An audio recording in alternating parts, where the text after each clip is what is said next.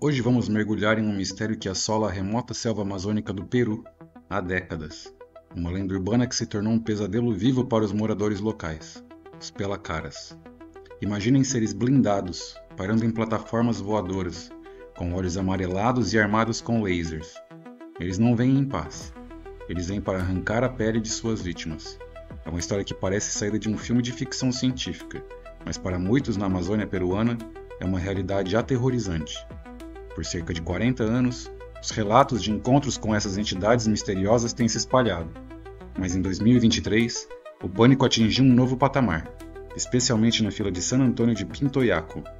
Vamos explorar alguns dos incidentes mais chocantes e as teorias bizarras que tentam explicar quem ou o que são esses Pelacaras.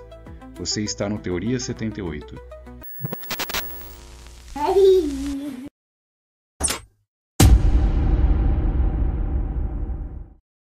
Imaginem uma noite escura e úmida na selva. O ar é pesado com o cheiro da terra molhada e o zumbido incessante dos insetos. De repente, em meio à escuridão impenetrável, surge algo que desafia a compreensão.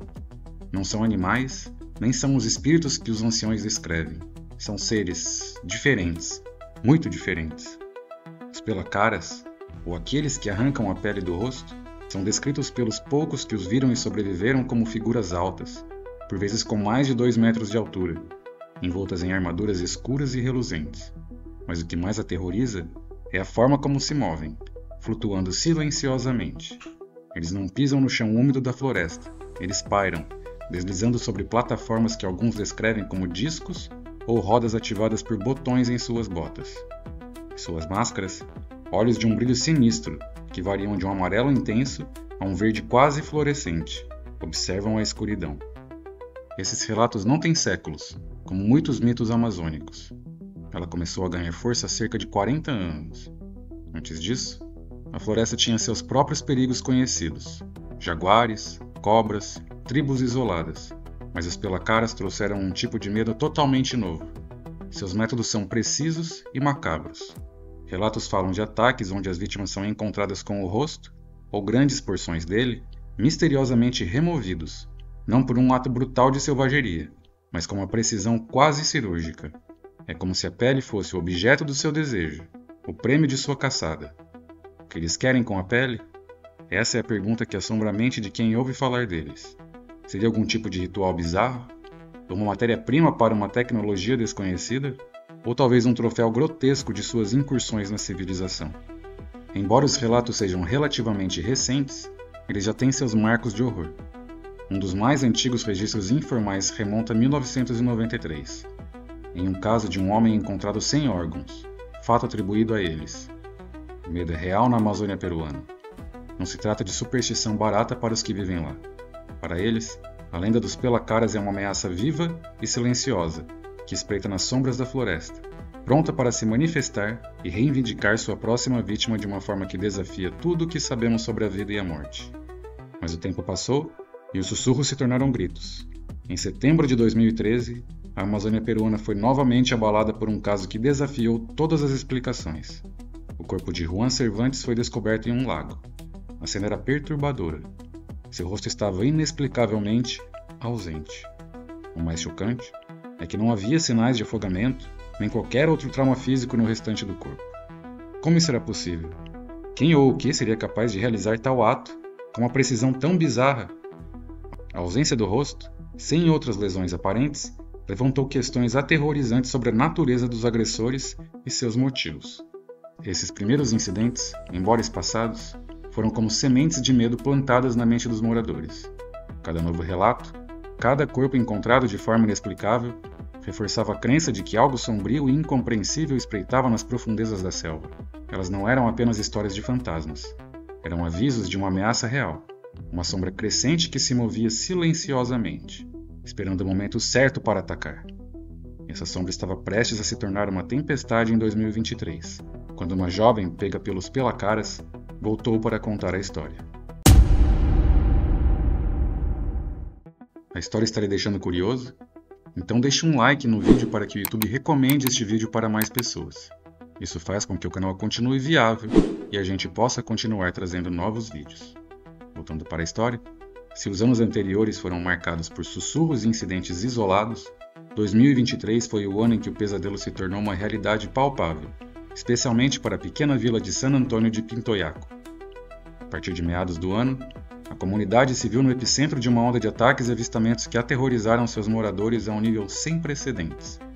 O medo não era mais uma lenda distante. Era um inimigo à espreita na floresta, um terror que podia atacar a qualquer momento.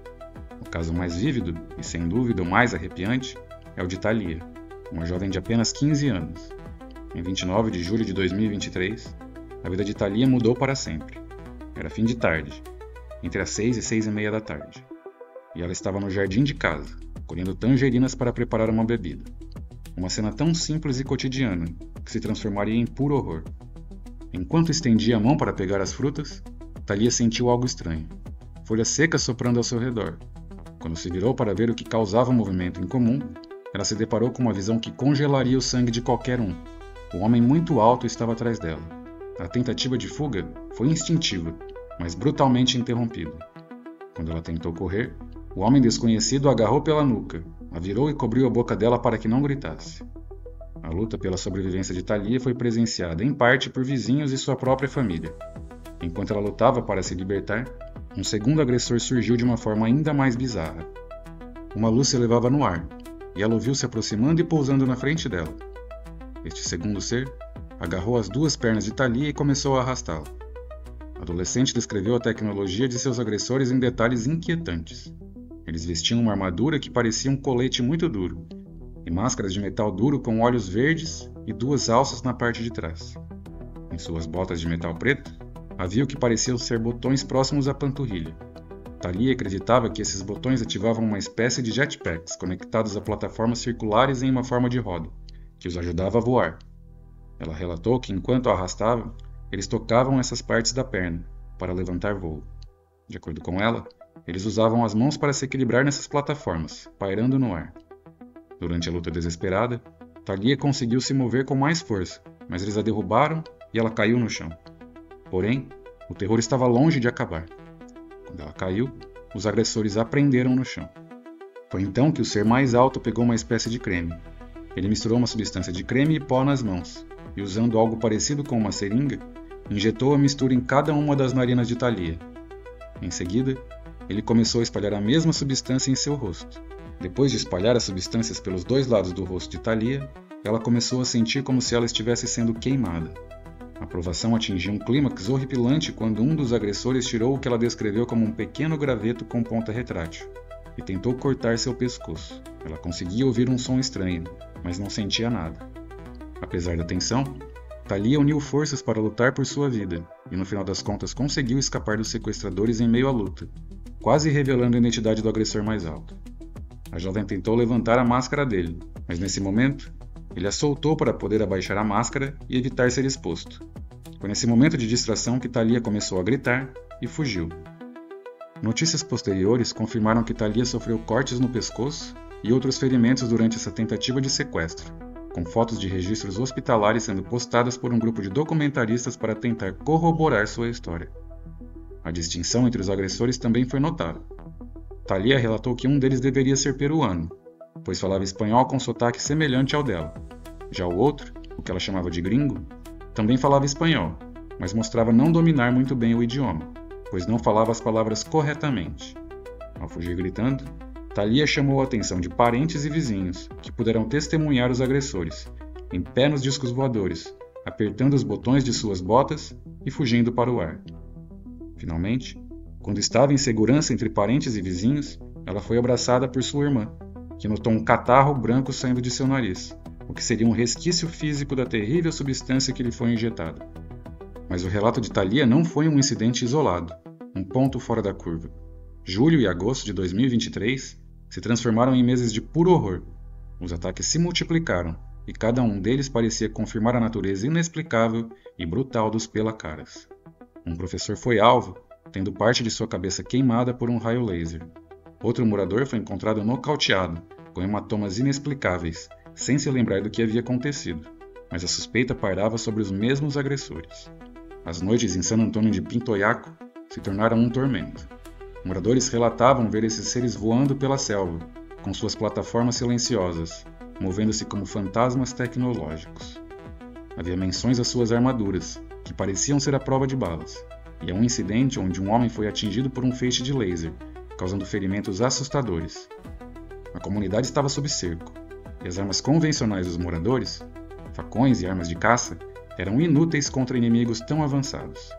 O horror atingiu seu ápice com rumores e, em alguns relatos, a menção a um vídeo gráfico de 2023 que circulava. As descrições eram de arrepiar. Um corpo com uma porção significativa do rosto e tecido subjacente removido cirurgicamente, o que era descrito como um corte limpo e preciso. Isso não era mutilação aleatória. Era algo que exigia uma precisão quase cirúrgica, uma frieza calculada. Isso levantou a questão mais aterrorizante de todas. O que exatamente eles queriam com a pele de suas vítimas? O que estava acontecendo na Amazônia peruana? A vila de San Antônio de Pintoyaco, antes um refúgio de paz na selva, havia se transformado em um campo de batalha, contra uma ameaça que desafiava todas as explicações lógicas. Com ataques tão bizarros, descrições de agressores que desafiavam toda a lógica e evidências que beiravam o sobrenatural, não demorou para que a mente humana começasse a buscar explicações. As teorias sobre quem ou o que são esses pelacaras são tão variadas quanto perturbadoras, cada uma levantando mais perguntas do que respostas. A primeira e talvez a mais conveniente explicação veio do governo peruano. A versão oficial era de que os atacantes seriam mineiros de ouro legais. A ideia era que esses criminosos estariam utilizando algum tipo de tecnologia rudimentar como jetpacks para intimidar e afastar os moradores de suas terras ricas em minerais. Mas vamos ser honestos por um segundo. A descrição dos sobreviventes, seres flutuando silenciosamente em discos, com armaduras à prova de balas e lasers capazes de causar queimaduras cirúrgicas, é muito mais avançada do que qualquer jetpack ou equipamento de mineração ilegal conhecido pela ciência e tecnologias atuais. Essa teoria, embora tentasse dar uma explicação racional, simplesmente não se encaixa nos detalhes aterrorizantes dos relatos. Outra possibilidade que surgiu, especialmente considerando incidentes passados na região, foi a de traficantes de órgãos. A figura do pistaco, um ser que colhe gordura humana, já era presente. E, de fato, houve incidentes antigos de colheita de órgãos atribuídos aos pelacaras. No entanto, nos ataques de 2023, o foco parecia ser singularmente no rosto e na pele, sem evidências de órgãos sendo removidos. Isso torna essa teoria menos provável para os eventos mais recentes, embora a brutalidade permaneça. E claro, quando o inexplicável se manifesta com tecnologia avançada e um mistério insondável, a mente humana inevitavelmente volta-se para o céu. A teoria dos alienígenas ganhou força. Pense nisso, a tecnologia avançada descrita, um movimento quase etéreo e as lesões nas vítimas que para alguns lembravam as enigmáticas mutilações de gado em casos ufológicos. Além disso, o Peru e a Amazônia em particular é um local famoso por avistamentos de OVNIs, sendo considerado um hotspot para fenômenos ufológicos. Seriam esses pelacaras visitantes de outro mundo realizando experimentos macabros em humanos? A ideia é aterrorizante, mas para muitos, a mais plausível diante de tanta anomalia. Ao pesquisar sobre o assunto, achei os relatos um pouco semelhantes aos da Operação Prato, que foi uma missão militar brasileira que investigou intensivamente o fenômeno OVNI na região da Foz do Rio Amazonas, no estado do Pará, entre outubro e dezembro de 1977. Tudo começou com uma série de relatos alarmantes vindos de diversas comunidades ribeirinhas e pequenas cidades como Colares, Santo Antônio de Tauá e Viseu. Moradores locais descreviam o aparecimento de luzes estranhas no céu, que muitas vezes se aproximavam das casas, emitindo feixes de luz que causavam queimaduras, desmaios e até mesmo paralisia temporária. Essas luzes foram apelidadas de chupa-chupas pela população, devido à crença de que sugavam o sangue das vítimas. O pânico era generalizado, com muitas pessoas recusando a sair de casa à noite e até organizando vigílias armadas para se proteger. Diante da gravidade da situação e da pressão popular, a Força Aérea Brasileira decidiu agir. A Operação Prato foi montada com o objetivo de verificar a veracidade dos relatos, identificar a natureza dos objetos voadores e, se possível, interceptá-los ou documentá-los. A equipe composta por militares da FAB, incluindo pilotos, engenheiros e fotógrafos, instalou-se na região e começou a coletar depoimentos, tirar fotos e filmar os fenômenos. O que tornou a Operação Prato tão notável foi o fato de que os militares, inicialmente céticos, também testemunharam e documentaram os objetos. É claro que o caso dos pelacaras e os chupas-chupas da Operação Prato possuem mais diferenças do que semelhanças, mas a localização geográfica e os ataques às pessoas me chamaram a atenção. No entanto, há uma teoria que para alguns investigadores e observadores parece a mais provável e também a mais perturbadora: um programa secreto de operações especiais do governo. Essa teoria ganha peso a partir do testemunho crucial de Thalia Dias, adolescente que sobreviveu ao ataque. Ela relatou ter ouvido os agressores falarem em espanhol, mas com distinções intrigantes. Um com sotaque peruano e outro com sotaque gringo. Isso sugere fortemente o envolvimento humano e a presença de sotaques distintos pode indicar uma equipe multinacional ou de diferentes regiões. Mas, novamente, a altura relatada de 1,80 a 2,10 e as capacidades super-humanas atribuídas a esses seres, sua aparente invulnerabilidade e uso de tecnologia tão à frente do nosso tempo, complicam essa teoria. Estaríamos falando de super-soldados geneticamente modificados? Ou de tecnologia militar experimental tão avançada que beira a ficção científica, operando em segredo absoluto, com a selva amazônica servindo como um laboratório ou campo de testes?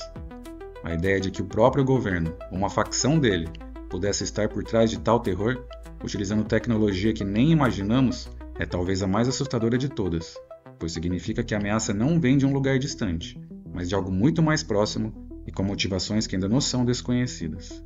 Após o pico de horror em 2023, com os ataques brutais dos pelacaras aterrorizando San Antônio de Pintoyaco e arredores, o que se seguiu foi um silêncio perturbador. Desde então, não houve mais relatos de incidentes na área. Essa ausência de novas ocorrências é, em si, mais um elemento que adensa o mistério, deixando uma pergunta inquietante no ar. Por que o terror cessou? Para os moradores que viveram o pânico de perto, essa calma não é necessariamente um alívio, mas uma espécie de calma assustadora.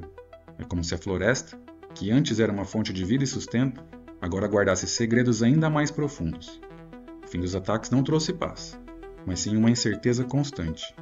Será que os pelacaras simplesmente se foram, ou estão apenas esperando o momento certo para ressurgir? O que se sabe é que o mistério persiste. Para os habitantes locais, a floresta nunca mais será a mesma.